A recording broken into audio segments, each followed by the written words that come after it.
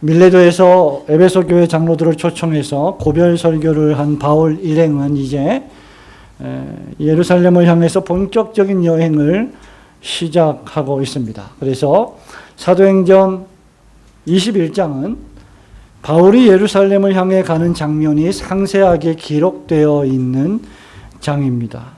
1절부터 시작된 이 여행은 17절에서 예루살렘에 이르니라는 말씀에서 잘 나타나듯이 사도 바울의 3차 전도 여행의 마지막 순간을 우리에게 알려주고 있습니다.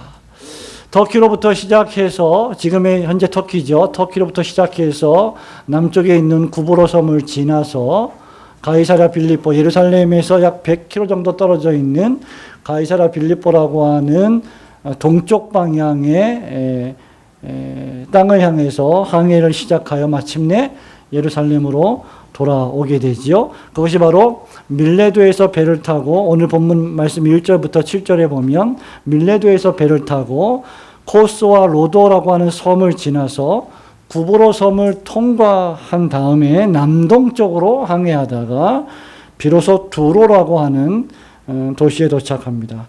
거기서 또다시 배를 타고 예루살렘까지 약 100km 정도 거리를 남겨둔 가이사랴라고 하는 지방에 도착을 하게 되는 것이 오늘 본문의 배경입니다.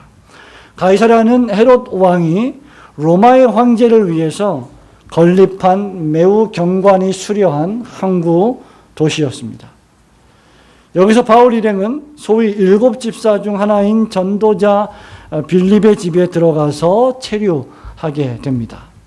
사도행전 6장에 보면 빌립은 성령과 지혜가 충만한 칭찬듣는 사람 7명 중에 한 사람이었고, 매일의 사도들이 했던 그 구제 사역을 사도들이 말씀 전하는 일과 기도를 하는 일에 전무하게 하기 위해서 구제 사역을 담당했던 직분이 바로 이 빌립이 하던 직분이었습니다. 사도행전 6장에 보면 집사라고 하는 명칭이 명시적으로 나오지 않습니다. 또 본문의 원어에도 보면 빌립 집사라고 하는 명시적 단어가 없지만 본문의 말씀을 집사 빌립이라고 번역한 것은 그들이 했던 사역이 집사의 사역이었고, 예수님의 제자 가운데 한 사람이었던 빌립과 구별하기 위해서 집사 빌립, 전도자 빌립 이렇게 번역한 것으로 보입니다. 빌립은 스데반의 순교 이후에 가이사랴로 돌아와서 약 20여 년 동안 이 지역에서 살고 있었습니다. 바로 이 집에서 바울 일행이 쉬고 있는데, 그때 아가보라고 하는 한 선지자가 유대로부터 내려와서 예언을 하게 됩니다. 여러분, 초대교회 시절에는 구약과 신약이 혼재하는 시대였고 아직 신약 성경이 완성된 시대가 아니었기 때문에 신약 시대에도 구약에 있던 선지자들이 종종 활동한 것을 우리는 잘 알고 있습니다. 그 아가보가 예언을 하는데, 예루살렘에 바울이 가면 유대인들이 바울을 잡아서 이방인의 손에 넘겨주게 될 것입니다 라고 앞날을 미리 예측해서 알려주었죠. 이 말을 들은 바울의 일행과 빌립의 집에 속한 사람들이 한결같이, 지금 이 사도행전을 쓰고 있는 누가를 포함해서 한결같이 이 예언을 듣자마자 바울 선생님, 예루살렘으로 가는 걸 재고해 보아야 되겠습니다.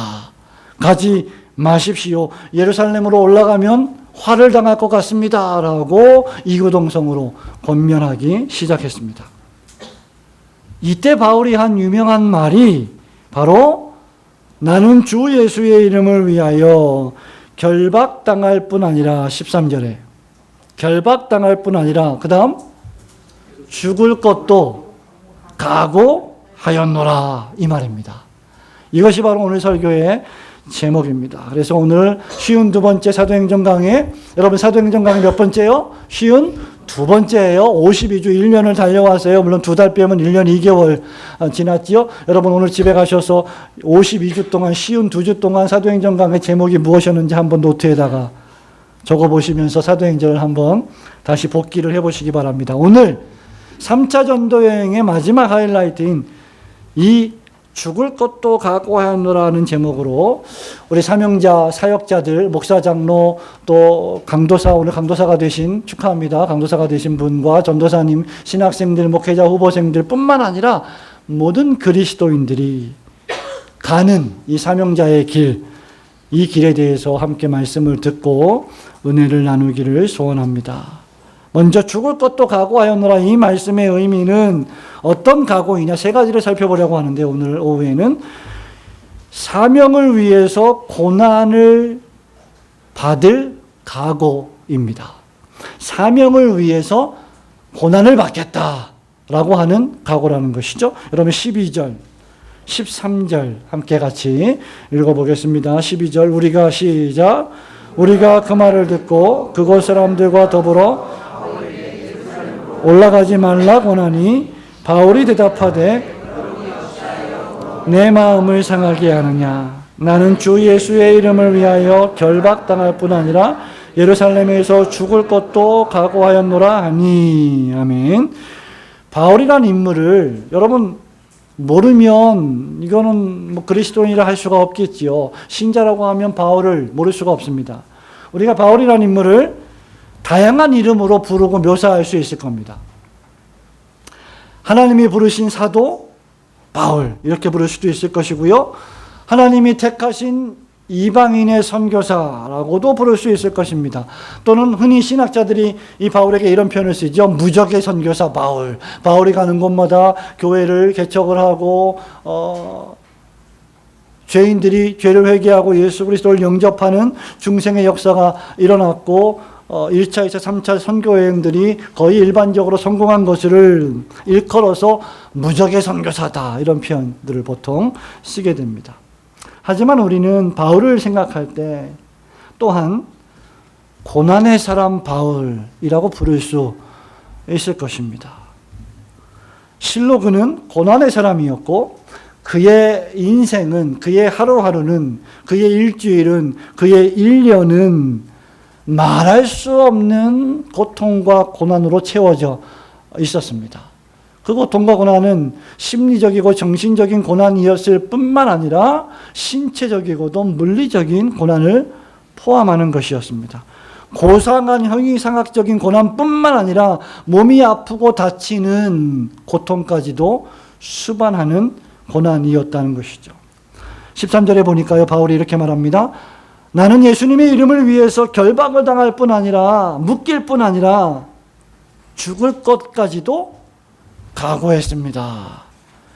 그래서 11절에 선지자 아가보는 뭐라고 말했습니까? 바울이 예루살렘에 올라가면 결박을 당할 것이다 라고 예언한 것이죠. 그런데 여러분, 이런 고난을 바울이 난생 처음 겪은 것은 아니고 이런 고난이 있을 것이라는 것을 난생 처음 들은 것도 아닙니다. 바울에게 고난은 생소한 게 아니었어요. 바울에게 고난은 친구 같은 것이었습니다. 언제든지 동반하는 것이었어요. 이미 바울은 자신에게 무슨 일이 벌어질지, 자신이 무슨 일을 당하게 될지를 알고 있었습니다. 이 길은 알고 가는 길이었어요, 바울에게는. 사도행전 20장 23절을 보십시오. 거기에 보면 바울이 설교하면서 뭐라고 말합니까? 나에게 결박과, 사도행전 20장 23절에 결박과 환난이 나를 기다린다 라고 성령님께서 증언하여 주심을 이미 바울은 고별 설교에서 언급한 바 있습니다. 그러니까 바울에게 있어서 예루살렘으로 가는 길은 고난을 받으러 가는 길이었다는 거죠. 고난을 받을 것을 알고 있으면서도 그것을 자초해서, 자원해서 그 길을 가고 있다는 겁니다. 물론 바울이 예루살렘으로 가고자 했던 목적 가운데 하나는 어려움을 당하고 있는 모교회, 예루살렘 교회를 돕기 위해서 이방인 교회들이, 많은 교회들이 헌금을 했는데 그 헌금을 모금한 그 돈을 전달하기 위함이었습니다. 동시에 그는 예루살렘으로 돌아가서 이제 다시 마지막 소위 4차 선교 여행이라고 하는 로마와 스페인까지 가는 선교적 사명까지 마음에 품고 있었습니다. 그러니까 바울이 가는 모든 길의 걸음은 전부 다 전도와 선교에 관계된 걸음이었다는 것이죠. 그리고 그 길을 마치는 것이 바울은 사명자의 길이다라고 믿었습니다. 그런데 이 길이 꽃길이 아니라 어떤 길입니까? 결박과 환난이 있는 길이었어요. 고린도후서 11장의 표현대로 하자면요, 유대인들에게 바울 자신이 고백하는 겁니다. 유대인들에게 자주 매를 맞는 길이었습니다. 한두 번이 아니라 최소 5번 이상 자주 매를 맞았습니다. 태장으로 맞고 돌로 맞고, 요즘 누가 돌로 치면 뭐예요? 살인미수 아닙니까? 그런 살인미수의 일을 해당하는 것들을 대단히 많이 당했습니다. 바다와 강의 위협과 강도의 위협을 당하고 심지어 동족의 위협도 당하며 거짓 형제의 중상모략을 당하는 길이었습니다. 동족들이 자기 자신을 중상모략하고 오해하고 음해했죠. 여러 번 잠자지 못하고 수고하고 애쓰며 춥고 배고프고 헐벗는 길이었습니다. 이게 바울의 인생이었어요. 그러니 아가보 선지자가 예언할 때 바울은 이 길을 계속 내가 갈지 지금 멈출지를 고민할 아주 좋은 기회가 아닐 수 없었을 것입니다. 물론 바울이 나는 결박당할 뿐 아니라 죽을 것까지 각오했습니다라고 고백하긴 했지만 마음속에 그런 갈등이 전혀 없었을까요? 그렇지 않았다고 저는 생각을 합니다. 더욱이 지금 아가보의 예언을 들은 누가와 그 일행들이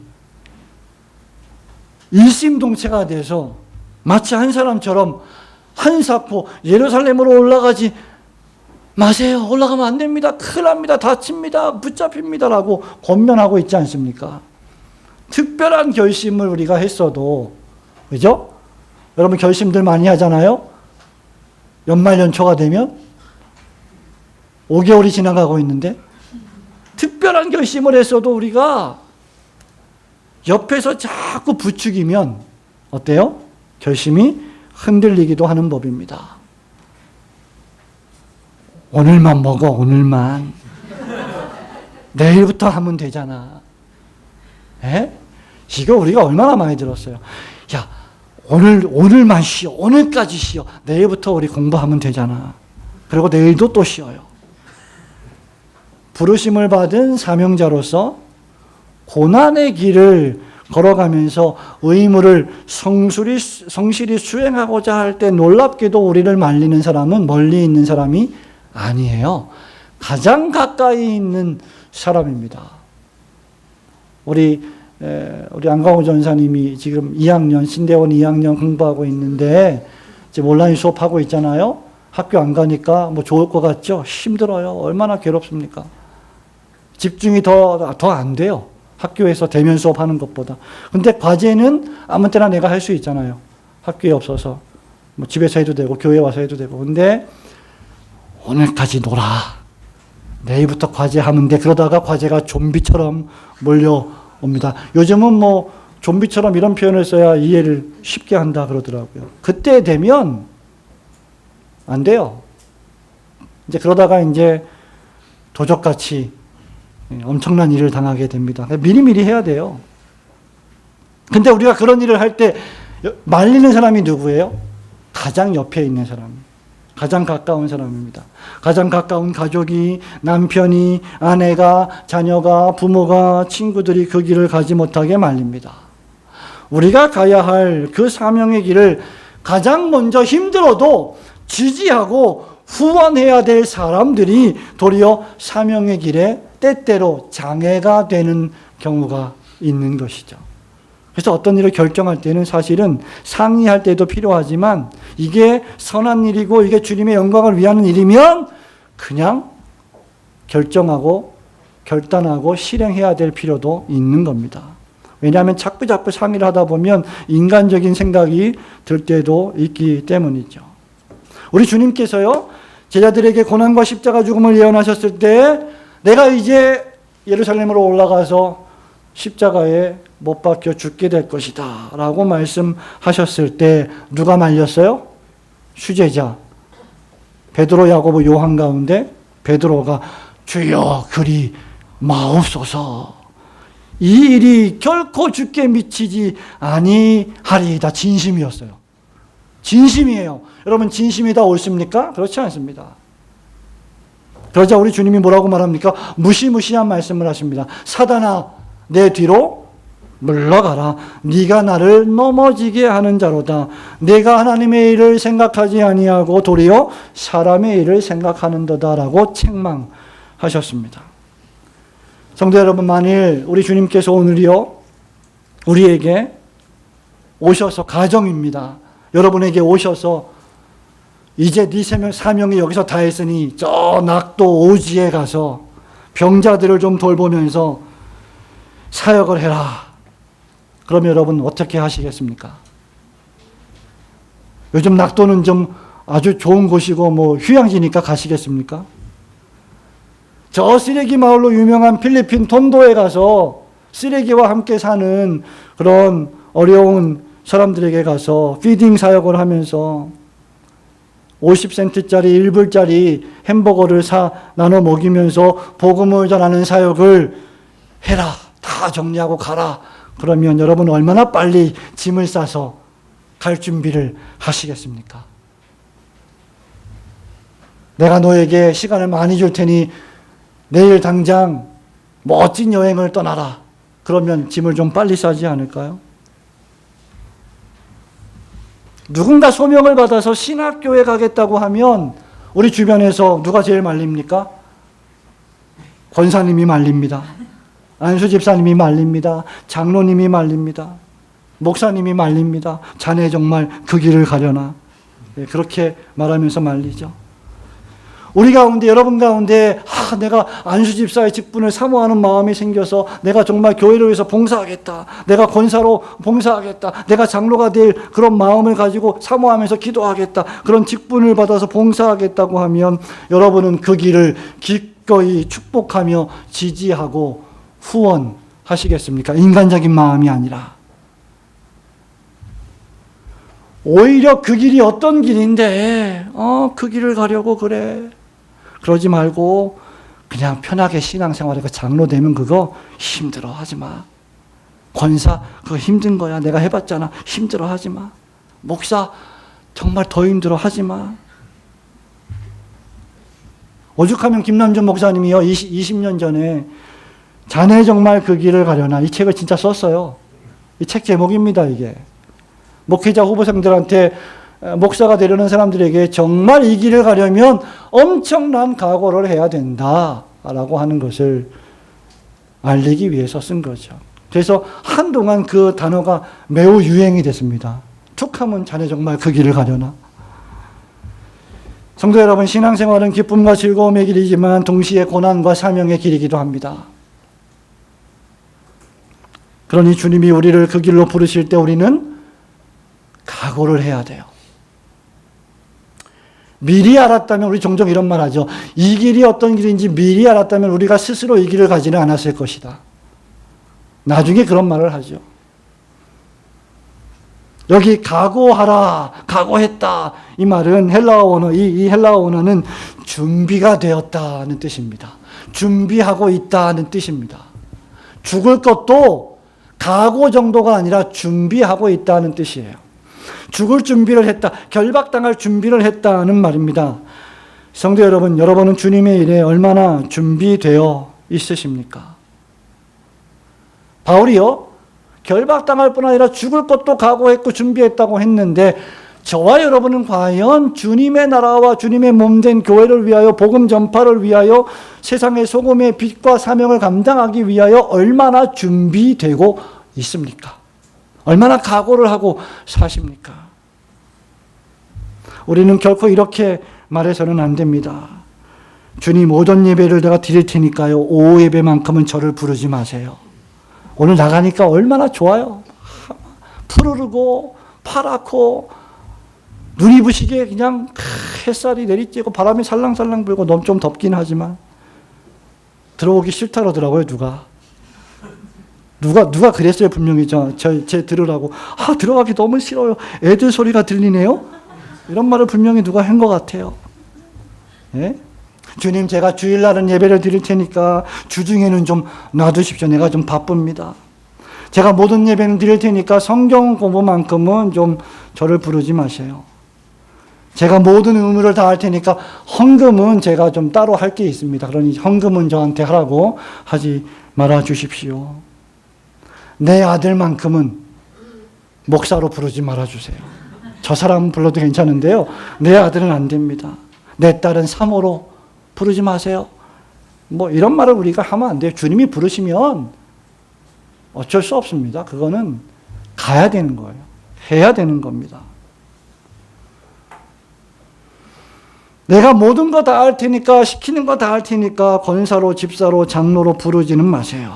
여러분, 우리가 이렇게 말하는 이유는 뭘까요? 물론 그게 불신앙도 있겠지만 한편으로는 그 길이 쉬운 길이 아니기 때문입니다. 어려운 길이기 때문이에요. 각오를 해야 되기 때문입니다. 여러분, 이것은 일반 법칙에도 어긋나지 않아요. 여러분이 어떤 목표를 세우고 무슨 대학원을 간다, 대학을 간다, 유학을 간다 하면 각오를 세우고 그 학교에 합격하기 위해서 공부를 시작하지 않습니까? 일반 법칙과 똑같아요. 각오 없는 신앙생활은 존재하지 않습니다. 여러분, 그런데 이런 각오가 이런 신앙생활 자체가 흐르는 강물을 거꾸로 거슬러 올라가는 연어처럼 유행가 가사에도 있죠. 고난을 각오하는 사명의 길입니다. 그러므로 쉬운 신앙생활이란 존재하지 않아요. 코로나 사태로 많은 교회들이, 목사님들이, 성도님들이 걱정을 합니다.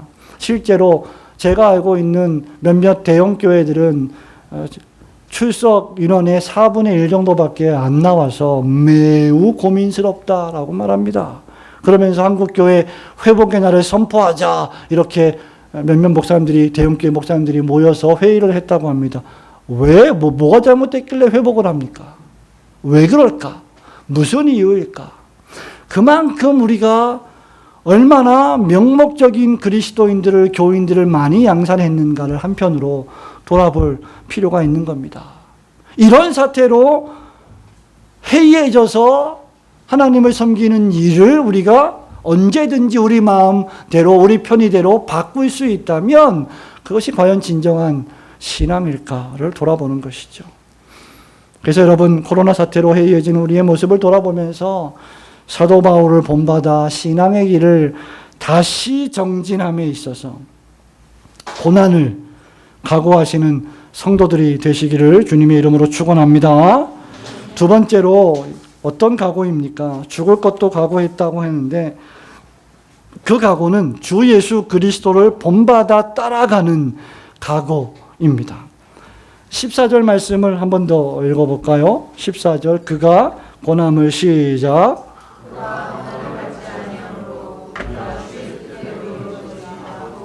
아멘. 그가 권함을 받지 아니함으로. 바울은 말리는 루가와 동료들의 기대와는 달리 도리어 그들의 만류에 기분이 상했습니다. 기분이 상했다는 말은요, 여러분, 짜증이 나고 기분이 나빠서 상할 수도 있지만 한편으로 자기 자신을 걱정해 주는 것 때문에 상할 수도 있는 거예요. 이게 아주 묘한 다른 감정인데요. 그들의 기대와는 달리 바울의 마음속에 상한 마음, 상한 기분이 들었습니다. 13절에서 바울이 이렇게 말하죠. 여러분이 어찌하여 그 다음 울어 내 마음을 상하게 하느냐. 지금 엄마가 먼 길을 떠나려고 하는데 아기가 엄마 가지마, 엄마 가지마 하면서 막 울어요. 그럼 어때요? 마음 상하죠. 슬프죠. 괴롭죠. 근데 안 갈 수 없는 겁니다. 뭐 그런 감정들이 여기 지금 복합적으로 섞여져 있는 것이요. 여기 마음을 상하게 한다는 헬라어 원어는 딱 한 번, 여기서 오전에도 그랬지만 오늘 오전과 오후의 본문에는 한 번만 사용된 헬라어 원어가 사용되었어요. 마음이 찢어진다. breaking of heart라는 표현을 썼습니다. 마음이 찢어진다는 뜻입니다. 마음이 찢어지면 결심이 흔들립니다. 지금 바울은 당신들이 왜 내 마음을 찢어서 내 결심을 흔들리게 하려고 합니까? 이 말이에요. 그러면서 바울은 결박뿐 아니라 예루살렘으로 올라가서 죽는 것까지 각오했다라고 말합니다. 그의 단호한 결심에 흔들림이나 변경은 없다는 뜻입니다. 우리는 여기서 바울과 베드로의 차이를 볼 수 있게 됩니다. 베드로와 바울은 똑같이 각오했습니다. 그리고 호언장담했습니다. 바울은 지금 여기서 나는 결박당할 뿐 아니라 죽을 것까지도 각오했습니다. 내 마음을 흔들지 마세요 라고 호언장담했어요. 베드로도 역시 누가복음 22장 33절에서 십자가에 못 박히시려는 주님께 주님, 내가 주님과 함께 옥에도 가고 죽는 데에도 가기를 각오하였나이다 라고 말했습니다. 그런데 베드로와 바울의 차이는 베드로는 그 각오를 지키지 못하고 주님을 부인하고 실패했다는 것이죠. 그러나 바울은 그 각오를 성실하게 충실히 지켜냈습니다. 물론 우리 주님께서 베드로를 다시 회복시키시고 내 양을 먹이라 내 양을 치라는 사명을 맡겨주셨지만 말입니다. 그러므로 각오하는 것만으로는 충분하지 않습니다. 성도 여러분, 저와 여러분이 자주 속는 것 가운데 하나가 우리가 각오를 매우 자주 한다는 거예요. 신자로서. 물론 각오를 아예 안 하는 것보다 낫습니다.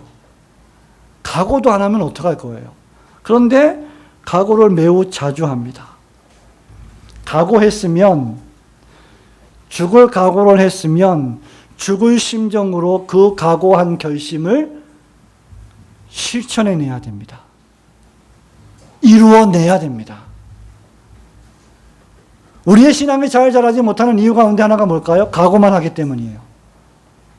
오늘도 각오했고 내일도 또 실패했으니까 또 각오하고 모레도 또 각오하는 거예요. 그리고 각오를 신앙생활로 착각하는 것이죠. 나는 각오했으니까. 나는 이 정도로 각오했는데 이게 주님이 기뻐하시는 생각 아니야? 그러나 그것을 실천하지 않는다면 그것은 생각만 하는 것으로 멈추게 되는 것이죠. 각오한 것을 지켜내지 않기 때문입니다. 그래서 오죽하면 바보는 항상 결심만 한다. 이런 책도 있어요. 진짜 있는 책입니다. 책 제목이에요. 성도 여러분, 결심은 누구나 할 수 있습니다. 하지만 그 결심을 죽을 각오로 수행해내는 성실함과 끈기는 오로지 주님을 의지하며 걸어가야 할 신자 자신의 몫입니다. 우리 애들을 키우는데 얼마나 각오가 필요해요. 보통 각오가 아닌 것 같아요. 우리 오늘 아이들하고 점심을 제가 먹으면서요, 아이들이 7살, 8살, 9살짜리 아이들이 막 떠들고, 밥 먹으면서, 소설을 쓰고, 수필을 쓰고, 영화를 찍고, 자기들이 막 대화를 하고, 얼마나 시끄러운지 정신이 하나도 없는 거예요. 근데 제가 가만히 생각해 봤습니다. 우리 아이들이 어렸을 때, 7살, 8살, 9살이었을 때, 또 저랬을까? 저랬나? 제가 잘 기억이 안 나요. 그런데 옆에서 우리 집사님 한 분이 그랬을 거예요. 이러더라고요. 근데 그 아이들을 키워내는 게 언제 이렇게 컸는지 모르겠는데 그 키워내는 게 그냥 각오하고 결심만 해서 되겠습니까? 그 아이들을 훈육하고 또 사랑으로 보듬고 또 돌보고 얼마나 큰 각오가 필요하고 실천이 필요하겠습니까? 성실함과 끈기가 필요한 거예요. 근데 우리 아이들은 커서 다 자기들이 다 알아서 잘 큰 것 같죠. 나중에 이제 우리 부모님이 그런 말씀 많이 했잖아요. 우리 부모님들이 결혼해 보면 안다. 애들을 낳아 보면 안다. 예, 지금은 이런 말을 하면 안 돼요. 하면 안 돼. 요즘 이런 말을 하면요, 이상한 소리를 제가 들어요. 꼰대라는 소리를 들어요. 근데 진짜 그게 진리인 것 같아요. 본인이 경험해 보지 않고는 논리적으로는 이성적으로는 책을 봐서 알지만 경험하지 않았기 때문에 거기까지는 모르는 거예요. 그래서 그냥 모르는 애들을 그냥 키우는 거죠, 우리는. 잘 키워내야 됩니다. 바울은 각오했습니다. 결심했습니다. 그대로 실천했습니다. 그리고 가이사랴를 떠나서 드디어 예루살렘으로 갔고 야고보 사도와 장로들을 만났습니다. 우리는 이 점에서 14절 한 절의 의미를 깊이 생각해 보아야 합니다. 14절에 뭐라고 말했습니까? 그가 고난을 받지 아니함으로 우리가 주의 뜻대로 이루어지이다 하고 그쳤노라. 여러분, 말리는 것도요, 계속 말리다가 안 들으면 그만 말려야 돼요. 계속 말리면 그거는 자기가 하나님이라고 생각하는 거죠. 주의 뜻에 맡기는 겁니다. 주의 뜻대로 되어지기를 원하나이다 라고 하는 신앙을 우리는 가질 수 있어야 합니다. 바울은 사명의 길을 위해서요, 자신의 편리와 유익과 안전을 포기했습니다. 우리도 사명을 위해서 때로는 우리 자신을 던질 필요가 있어요. 여러분, 이런 거는요, 목사, 장로, 강도사, 전도사, 사역자들만 하는 게 아닙니다. 우리 모든 그리스도인들이 때로는 하나님 나라와 주님의 몸된 교회를 위해서 나를 던질 필요가 있다는 것이죠. 주님의 일을 위해 우리 자신을 포기할 수 있어야 합니다. 마찬가지로 우리 가운데 누군가 믿음의 길을 갈 때, 사명의 길을 걸어갈 때 그를 통해서 주의 뜻이 이루어지기를 기도해 주어야 합니다. 바울의 이 모습은요, 주님의 모습과 매우 닮아 있지 않습니까? 우리 주님이 누가복음 9장 51절, 13장 33절, 18장 31절에서 3번이나 내가 예루살렘으로 올라가야 하리라고 말씀하셨습니다. 바울도 사도행전 19장 21절, 20장 3절, 20장 16절에서 3번씩이나 예루살렘으로 가야 한다 말한 바 있습니다. 겟세마네 동산에서 우리 주님이 올리신 기도를 여러분 잘 기억하시죠? 아버지, 할 수만 있으면 이 잔을 내게서 지나가게 하옵소서. 왜? 그 고난의 길이 얼마나 엄청난 것임을 주님이 아셨기 때문이죠. 인성을 가지신 주님이 느끼셨기 때문이죠. 고통스러운 일이었습니다. 그런데 그 다음 뭐라고 말하셨습니까? 그러나 내 원대로 마옵시고 아버지의 원대로 되기를 원하나이다. 이것이 주님의 방식입니다. 이것이 주님을 따르는 모든 제자들의 방식이어야 합니다. 우리 신자들은 범사에 주님을 따르고 주님을 본받아야 할 것입니다. 우리 신자들이 주님의 뜻이 이루어지기를 기도할 뿐 아니라 그대로 살아야 합니다. 따라서 어떤 결정을 할 때 그 결정이 때로는 내 생각과 맞지 않다 하더라도 주님의 뜻대로 되기를 원하나이다라고 자기 생각을 정리하고 그 주님의 뜻에 맞출 필요가 있는 것이죠. 한때 예수님이라면 어떻게 하실까라는 책이 인기를 끈 적이 있습니다. 벌써 20, 30년 된 얘기예요. 책 내용과 관계없이 신자는 매사에 예수 그리스도라면 어떻게 하실까를 물어야 합니다.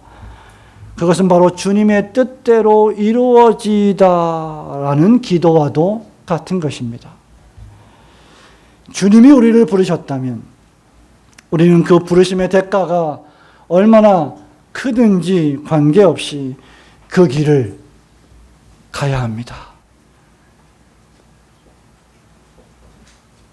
사랑하는 우리 청년 여러분, 대학생 여러분, 중고등부, SFC 운동원 여러분, 주일학교 친구 여러분, 영유아부 친구 여러분, 주님이 부르셨고 명령하셨으면 죽을 일이 아니면, 사건 사고가 아니면 주일은 나와서 하나님을 예배하는 날로 선용해야 합니다. 그렇게 하시기를 축원합니다. 왜 여러분들에게만 말씀을 드릴까요? 여러분들이 앞으로 10년, 20년 후에 이 올고든 교회의 미래고 이 교회를 이끌어 나가야 될 주역들이기 때문입니다. 미리미리 교육을 시키는 거죠. 우리 주님이 부르실 때 그 주님의 뜻이 확실하다면 여러분의 생각을 내려놓고 기꺼이 주님의 뜻을 따르시는 성도들이 되시기를 우리 주님의 이름으로 축원합니다. 마지막으로 죽을 것도 각오했다 이 말은 놀랍게도 죽을 것을 각오하지만 그렇게 각오할 때 그 길이 외롭지 않은 길이라는 사실이에요. 무슨 말입니까? 오랜 동역자들과 제자들이 함께 동참하는 각오라는 사실입니다. 바울이 각오했는데 그 각오의 길에 동참하는 자들이 생겨난다는 것이죠. 여러분 15절, 16절 같이 또 읽어보겠습니다. 이 여러 날 시작. 이 여러 날 후에 여장을 꾸려 예루살렘으로 올라갈새 가이사랴의 몇 제자가 함께 가며 한 오랜 제자 구브로 사람 나손을 데리고 가니 이는 우리가 그의 집에 머물려 함이라. 아멘. 비록 바울의 길이 결박과 환난이 죽음이 기다리고 있는 각오해야 하는 고난의 길이긴 하지만 외로운 길은 아니었습니다. 왜냐하면 바울에게는 많은 조력자들이 있었기 때문입니다. 우선 바울이 밀레도에서 고별 설교를 할 때 바울은 에베소 교회 장로들의 뜨거운 눈물의 환송을 받았습니다. 20장 37절에 보니까 그들이 너무 슬퍼서 너무 마음이 아파서 다 크게 울며 바울의 목을 끌어안고 입을 맞추어 배까지 바울을 어떻게 했어요? 전송했습니다. 아이 잘됐다, 잘 가라, 아이고 꼴도 보기 싫다, 이런 관계가 아니었다는 거예요. 정말 어떤 한 사람이 떠나갈 때 그것이 너무나 슬프고 너무나 귀한 사람이 떠나가기 때문에 아파하는 그런 마음을 가졌다는 것입니다. 바울에게 장로들이 그러했고 장로들에게 바울이 그러했습니다. 목사와 장로의 관계가 이러했다는 거죠. 얼마나 멋진 교회입니까? 수없이 자주자주 목사들을 교체하는 이 시대에 사도행전이 주는 교훈은 얼마나 귀한 것입니까? 오늘 가이사랴에서는 빌립이 바울을 환대했습니다. 자기 집에 모셨습니다. 오전에 들은 말씀은 빌립보 교회가 감옥에 갇힌 바울을 위하여 수차례 헌금을 해 주어서 바울을 도왔습니다. 그리고 이제 예루살렘으로 떠나려 할 때도 바울은 혼자가 아니었습니다. 여행을 꾸리고 짐을 싸고 예루살렘을 향해 출발할 때 가이사랴의 몇몇 제자가 바울 선생님 저도 같이 가겠습니다 라고 함께 길을 나섰고, 그들이 바울을 예루살렘 교회의 창립 멤버이기도 했던 바울의 오랜 제자 가운데 한 사람인 구브로 사람 나손의 집으로 안내했습니다. 그리고 17절에서도 바울은 야고보와 장로들이 바울 일행을 환대하는 경험을 하게 됩니다. 그러니까 바울에게는요, 참으로 훌륭한 제자들과 동역자들이 있었다는 사실입니다. 수많은 신실한 그리스도인들이 바울과 교제를 나누었습니다. 그들의 만남은 우연이 아니었고 하나님의 주권적 섭리 가운데 작정되어 있었던 일입니다. 여러분, 이것이 얼마나 우리에게 위로가 돼요. 사명자가 길을 걸어갈 때 외로운 길이 아니라 하나님의 주권적인 작정 속에서 동역자들을 붙여주시는 섭리가 있다. 이걸 믿고 가는 거예요. 그러면 그게 위로가 되고 소망이 되는 겁니다. 여러분, 이 자리에서 바로 이 자리에서 예배를 마치고 2014년 8월 17일 날 두 가정이 식사를 하는데 이렇게 많은 성도들이 지금 여기서 예배를 드릴 거라고 상상을 못했습니다. 근데 그것은 하나님의 주권적 섭리의 계획 가운데 있었던 일이에요. 그걸 믿기 때문에 처치 플랜팅, 교회 개척을 하는 겁니다. 물론 부르지도 않았는데 개척을 하면 안 되겠지만 말입니다. 이들 모두는 주의 종 바울의 기운을 북돋아 주었고 육체의 휴식과 필요를 채워 주었습니다. 바울 역시 이들과 즐겁게 교제를 나누었고 이들을 위해서 기도해 주었습니다. 가는 곳마다 자기가 개척한 교회의 성도들을 생각하며 기도할 때마다 말로 그들의 이름을 불러가며 바울은 기도한 것을 여러분 잘 알고 계시지 않습니까?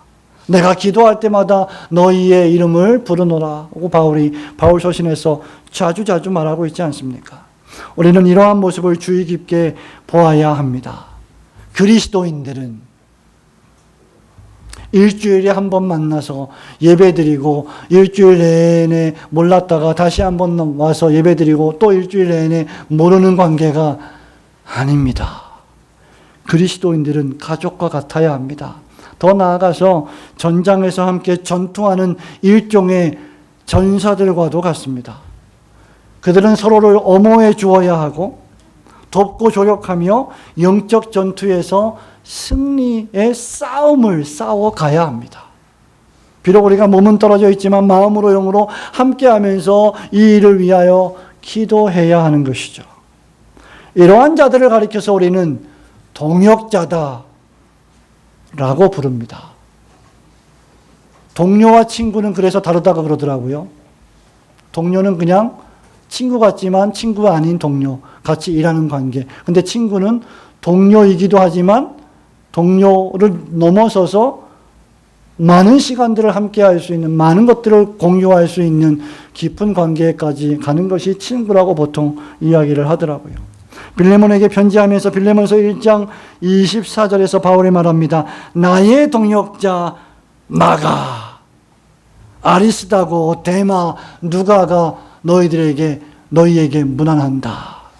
바울은요, 동역자가 많았어요. 로마 교회에 편지하면서 로마서 16장 21절에서는 나의 동역자 디모데가 누구예요? 바울이 키운 제자예요. 예? 아들과 같은 제자인데 뭐라고 불러요? 동역자. 나의 동역자 디모데와 나의 친척 누기오와 야손과 소시바도가 너희에게 문안하느니라고 했습니다. 로마서 16장 3절에서는 너희는 그리스도 예수 안에서 나의 동역자들인 브리스길라와 아굴라에게 문안하라. 이 둘은 나를 위하여 목숨까지도 내어준 사람이다 라고 쓰고 있습니다. 이들은 생사고락을 함께 했습니다. 그들은 마음을 같이 했고 한 마음을 품었고 그리스도를 바라보며 서로 격려하고 한 걸음 한 걸음 전진했습니다. 바로 이것이 동역자예요. 그리고 우리는 이런 동역자가 되어야 합니다. 여러분에게 묻습니다. 여러분에게 과연 지금 동역자가 있습니까? 목사님, 저는 동역자도 없고요. 저를 연락해 주는 사람도 없고요. 저는 혼자인 것 같고요. 그러면 여러분이 다른 사람의 동역자가 되어 주면 되는 겁니다. 왜 내 옆에 동역자가 없다고 자꾸만 얘기합니까? 내가 동역자가 되어 주도록 그런 인생을 살아가면 동역자들이 생기는 거죠. 저는 어떤 의미에서 여러분에게 이렇게 말씀드릴 수 있을 겁니다. 여러분이 매우 귀찮게 여기는 시간에 제가 전화해서 교회 일로 좀 도와주세요라고 해도 그것을 기쁨으로 여기는 관계가 되어야 된다. 그게 진정한 동역자의 관계다라고 저는 생각을 합니다. 거기까지 가야 되는 거예요. 그래서 너무 예의를 차리고 너무 상대방을 배려하는 것도 별로 바람직하지는 않습니다. 물론 예의를 지켜야 되겠습니다만은 그래야 생사고락을 같이 할 수 있는 거예요. 너무 예의를 차려가지고 이게 상처가 되지 않을까? 이게 좀 예의에 어긋나는 것이 아닐까? 그런 거 다 따져갖고 어떻게 전투를 같이 하겠습니까? 이해하고 넘어가야죠. 어떻게 다 내 생각에 맞도록 살 수가 있겠습니까? 우리 모든 성도들이 서로가 그런 관계가 되어야 주님의 몸된 교회를 섬기고 복음 전파의 충성을 맹약하며 고난과 죽음까지도 각오할 수 있게 되는 겁니다. 이 정도까지 안 되면 우리는 바울처럼 죽는 것도 각오했습니다라고 말할 수가 없는 거예요. 사소한 일에 너무 목숨을 걸면 정작 중요한 일에 목숨을 걸 수가 없게 되는 겁니다. 이것이 그리스도인의 진정한 교제입니다. 참된 교회에는 참된 신자들이 있어야 하고 참된 교제가 있어야 합니다. 진리의 말씀 안에서 나누는 그러한 참된 교제는 고립되지 않습니다. 그래서 우리는 스스로 가나안 교인이 되어서는 안 됩니다. 주변의 가나안 교인들을 교회로 이끌어야 할 것입니다. 그리고 교회에 그러한 교인들을 이끌 만큼 우리는 그들에게 매력적인 그리스도인들이 되어야 할 것입니다. 교회에 다니지만 스스로를 교회 공동체로부터 고립시키는 실천적 가나안 교인이 되어서도 안 될 것입니다. 우리는 서로가 서로에게 동역자들이 되어 주어야 합니다. 동역자가 필요하지 않은 신자는 아무도 없어요. 아무도 없어요. 남편과 아내가 서로 동역자 관계가 되어야 하고, 가정과 가정이 서로 동역자가 되어야 하고, 청년들이 서로 동역의 관계가 되어야 합니다. 저와 여러분이 서로가 서로에게 그리스도 안에서 믿음을 통해 진정한 동역자들이 되어 주님의 귀한 사명에 협력하는 신자들 되시기를 축원합니다. 성도 여러분, 말씀을 맺습니다. 고난이 없으면 영광이 없다. 너무나 유명한 말이죠. No pain, no crown. 고통이 없이 승리의 월계관을 쓸 수가 없다는 것이죠. 영광과 상급은, 축복은 고난이 전제될 때 얻을 수 있는 것입니다. 엄청난 훈련을 하지 않고 수호가 어떻게 영광을 얻을 수가 있겠습니까? 그것이 제자가 걸어가는 길입니다. 카일 아이들먼이 쓴 팬인가 제자인가라는 책에서 카일 목사가 팬에 대해서, 프로야구 팬, 메이저리그, 야구 팬, 이런 거 있죠? 잉글리시 프리미어리그 축구 팬들, 팬에 대해서 이렇게 씁니다. 팬은 맨몸에 페인트 칠을 하고서 축구장에 가는 사람이다. 팬은 관람석에 앉아서 팀을 열렬히 응원하는 사람이다. 팬은 선수가 사인한 운동 셔츠를 벽에 걸어두고 자동차 뒤에 갖가지 범퍼 스티커를 붙이는 사람이다. 하지만 정작 경기에는 나서지 않는다.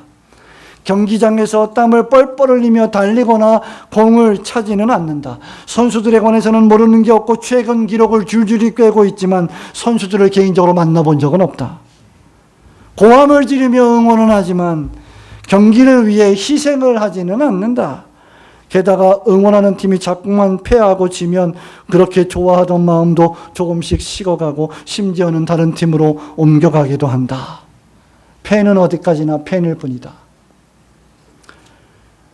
정말 그렇지 않습니까? 여러분, 저와 여러분들이 만일 그냥 예수의 팬이다, 그리스도의 팬이다 이러면 우리는 우리의 만족을 위해서 예수님을 이용하는 것입니다. 팬은 직접 경기장에서 뛰지 않습니다. 그리고 선수들이 조금의 실수라도 하면 여러분 뭐라 그래요? 마치 자기 자신이 감독이 된 것처럼 그것도 골을 못 넣어, 그것도 못 쳐 라고 하면서 선수들을 비난하고 욕합니다. 그럼 선수들이 그렇게 얘기하죠. 추신수 선수가 한번 그래서 화가 나서 그렇게 말한 적이 있죠. 감독이 한번 수비해 보라고. 대단한 선수예요, 감독한테. 여러분, 그런 사람들이 우리 주변에 참 많습니다. 요즘 들어 한국 교회를 비난하고 비판하는 사람들이 얼마나 많습니까? 그런데 그런 사람들 가운데 일부는 직접 피치에 나와서 뛰지 않습니다. 예배를 드리지 않습니다. 놀랍게도 그저 뒤에서 훈수나 둡니다. 치열하고 때로는 살벌한 목회 현장에서 함께 거친 숨소리를 들으면서 땀을 흘리려고 하지 않습니다. 그래서 저는 여러분들이 주일날 교회에 올 때 기쁘고 행복하고 즐거워야 하겠지만 이 예배의 시간이 마치 한편의 오페라를 보는 것처럼 즐거운 연극과 영화를 보는 것처럼 즐기다가 가서는 안 된다고 생각하는 목사입니다. 목사님 맨날 이렇게 진지하게 설교합니까? 그렇게라도 한번 해야 우리가 좀 진지한 생각을 할 게 아닙니까? 저도 장경동 목사님처럼 웃긴 얘기 할 수 있어요.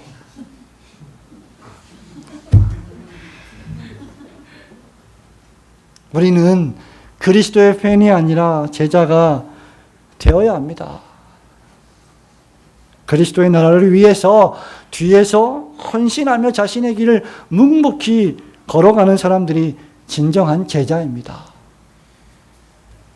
주의 나라와 주님의 몸된 교회와 다가올 주님의 재림을 위해서 그래서 죽음까지도 각오하시는 성도들이 또 우리 자녀들이 되시기를 우리 주님의 이름으로 축원합니다. 아멘.